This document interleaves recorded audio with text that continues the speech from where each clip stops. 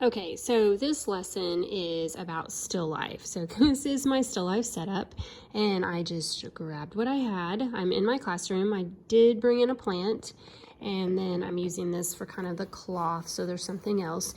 You can use what you have around you. You do not have to get a special setup for this. Really, a still life is kind of like people would set up a still life of fruit that they were basically, that's their lunch. Okay, setting that up and then drawing it. So there's a couple of different ways you can approach this. So we talked about two different artists. We have Cezanne and Georgia O'Keeffe. So if you're making it more like Cezanne, you would be doing the whole thing.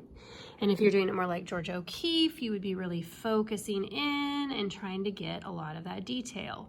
Okay, so you would just zoom in and draw. Now the big thing, this might seem easier because, hey, I'm not drawing as much, but you really have to get the details. And if you're drawing it away, then you don't need quite as many details. You can just kind of get the idea of it. Okay, so I'm gonna go ahead and show you on with thumbnail sketches how this would kind of be. So I'm going to divide this paper in fours, and then I'm going to start with my drawing. So I'm going to have the whole, you know what, it's a thumbnail sketch. I know these edges are curved. In the final, that would make them curved. But for this, I'm kind of making it simple so I get an idea of the overall composition. Okay, so this would be more like a Cezanne composition. Of course, this is not detailed enough. It would be more detailed than this. But if I'm doing an O'Keeffe, I'm really gonna have to look at this a little closer.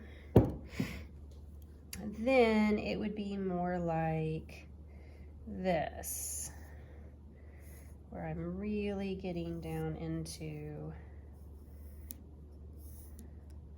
the details and making these parts of the plant really large. And really paying to the up close part. Again, I'm not showing the details yet, but you get the idea of